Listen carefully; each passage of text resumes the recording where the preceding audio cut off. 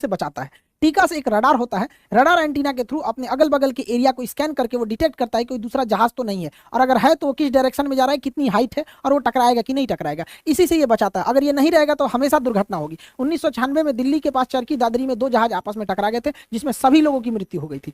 तो ये टीकेएस का फुल फॉर्म क्या होता है? Traffic collision avoidance system, TKS. इसी को हम लोग एकेएस भी कहते हैं। ये क्या होता है? Airborne collision avoidance system, AKS या टीकेएस कहते हैं। ये क्या चीज होता है, कैसे काम करता है, समझिए। देखिए, जब 2 जहाज आपस में एक पास से गुजरते हैं तो उनके बीच में कम से कम 1000 फीट की दूरी होनी चाहिए, 1000 फीट की दूरी होनी चाहिए। ऊपर नीचे में ये डिस्टेंस, ऊपर नीचे में इतना ऊपर से निकल जाएंगे तो कोई खतरा नहीं है।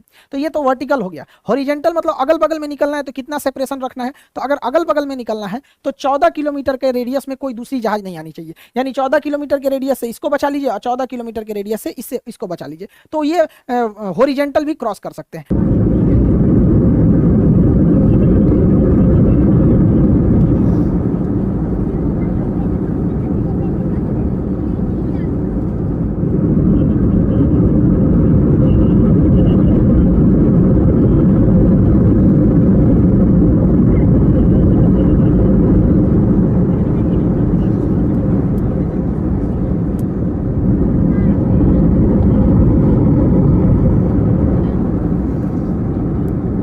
टीकेएस इसी डिस्टेंस को मेंटेन रखने में हेल्प करता है। अगर ये रेडियस कम होगा तो वार्निंग देने लगेगा, अगर ये पास आने लगेंगे तो दोनों प्लेन को वार्निंग देने लगता है टीकेएस सिस्टम। अब ये कैसे काम करता है उसको एक एक करके समझते हैं। टीकेएस का एंटीना जो होता है वो ये एस बैंड वेव को छोड़ता है। TKS antenna S band wave को छोड़ता है। इस पे लिखा होता है डू नॉट पेंट, पेंट नहीं कीजिएगा वरना वेव ही नहीं निकल पाएगा इसको। ये ऊपर नीचे भी स्कैन करता है, इसलिए फ्यूजलार्ज के ऊपर और नीचे 2 एंटीना लगाया जाता है। फ्यूजलार्ज जहाज के मेन हिस्सा को फ्यूजलार्ज कहते हैं, जिसमें पायलट और पूरे पैसेंजर बैठे रहते हैं। वो पूरा का पूरा हिस्सा हो गया फ्यूजलार्ज हो गया, और ये विंग्स हो गया, पीछे स्टेबलाइजर हो जाते हैं। पूरे जहाज में यही सिस्टम होता है। तो 2 ठो लगे होते हैं, एक फ्यूजलार्ज के ऊपर जो ऊपर के एरिया को स्कैन करता है, एक फ्यूजलार्ज के नीचे जो नीचे के टोटल एरिया को स्कैन करते रहता है।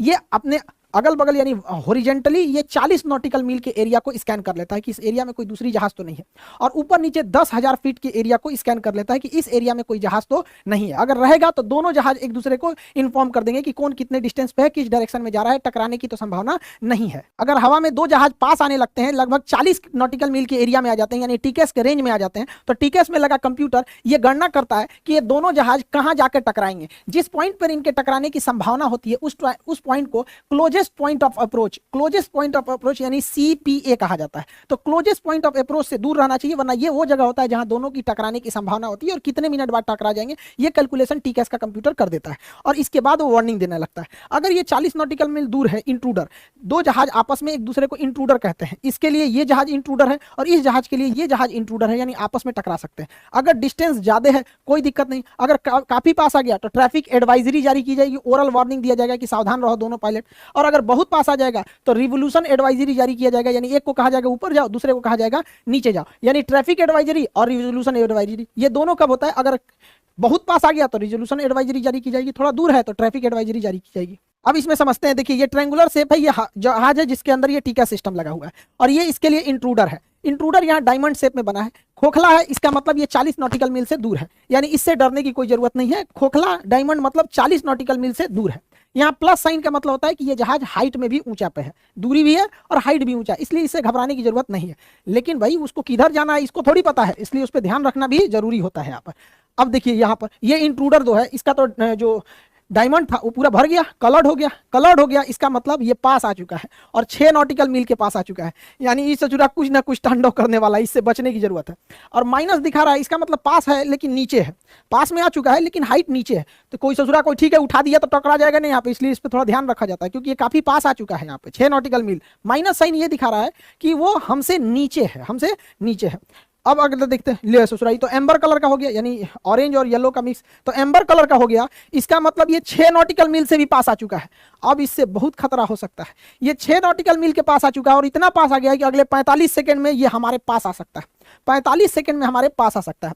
अभी ये प्लस साइन दिखा रहा है, प्लस साइन का मतलब ये है कि ये जहाज जो इंट्रूडर है हमसे हाइट पर है और 45 सेकंड की दूरी पर है, 6 नॉटिकल मील से कम दूरी है। प्लस साइन ये दिखा रहा है कि अभी ये हाइट पे है, लेकिन दिक्कत ये क्या है कि इसमें एक नीचे की ओर तीर बना है, यानी हाइट पर है लेकिन उस ससुरा नीचे की ओर आ रहा है। इसका मतलब कोलिजन की संभावना बढ़ गई और यह कोलिजन 45 सेकंड के अंदर हो सकता है। इस कंडीशन में यहाँ ट्रैफिक लिख के आता है, जिसे टीए बोलते हैं, और ओरल वार्निंग दिया जाता है कि अब सावधान होइए, कोई ना कोई आपको एक्शन लेना होगा वरना 45 सेकंड के अंदर कोलिजन हो जाएगा। और अगर यही रेड कलर में कन्वर्ट हो गया, रेड कलर मतलब अब एकदम खतरनाक कंडीशन हो गया है, वो 6 नॉटिकल मील से भी एकदम पास आ चुका है और अगले 25 सेकंड में कोलिजन हो जाएगा। 25 सेकंड में कोलिजन हो जाएगा। अब एकदम रेडी रहिए। इस कंडीशन में टीका सिस्टम रेजोल्यूशन एडवाइजरी जारी करेगा, यानी अब आपको वार्न नहीं करेगा, आपको एक्शन लेने के लिए कहेगा। किसी एक को कहेगा ऊपर जाओ और दूसरे को कहेगा नीचे जाओ, एक को ऊपर एक को नीचे जाने को कहेगा। टीका सिस्टम अगर एक को कहता है कि तुम ऊपर जाओ तो ठीक इसी समय इसका टीका सिस्टम इसको कहता है नीचे जाओ। इसमें पायलट को कंफ्यूज होने की जरूरत नहीं रहती है, वरना अगर ऐसे रेडियो में बात करते भाई तू ऊपर जाओ तू नीचे जाओ, सोचा 25 सेकंड टाइम है, दूसरे लड़ा लेगा अपना यहाँ पे। इसलिए डायरेक्ट ये इसको अगर बता दिया कि ऊपर जाओ तो कंफर्म इसका अपोजिट इसको बताएगा नीचे जाओ। जिसको बोलता है ऊपर जाओ उसके ऊपर इस टाइप का शेप बनता है। ये जो नेविगेशन डिस्प्ले है यहाँ पे तो वार्निंग देगा, और ये प्राइमरी फ्लाइट डिस्प्ले पीएफडी इस पे जो बताता है इस शेप में बन जाएगा, यानी इसको क्लाइम करना है, इसको क्लाइम करना है।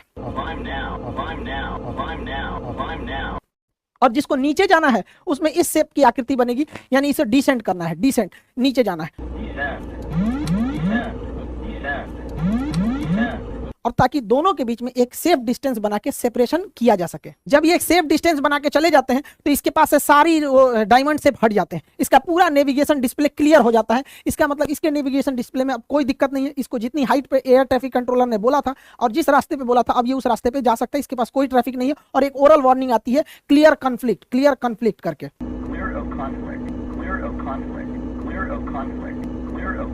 तो टीकेएस दो जहाजों को मिड एयर कोलिजन से बचाता है। बादलों के पीछे कभी कभी पहाड़ छुपे होते हैं, तो बादल के अंदर पायलट घुस जाता है, उसको लगता है कि नहीं हम तो क्रॉस कर जाएंगे, लेकिन पहाड़ पे जाके क्रॉस कहां से करें, लड़ जाएगा। ऐसे पीआईए की जहाज, पाकिस्तानी इंटरनेशनल एयरलाइन की जहाज जब काठमांडू एयरपोर्ट के पास स्टेप डिसेंड कर रही थी तो बादलों के बीच में पहाड़ था, उसी से वो टकरा गई थी। तो इस सिस्टम में भी काफी हेल्प करता है। यहाँ पर इससे निकलने वाला रडार जो होता है पता कर लेता है कि आगे अगर कोई ज्योग्राफिकल टेरेन का मतलब होता है कि कोई पहाड़ी वगैरह तो नहीं है, नेचुरल रुकावट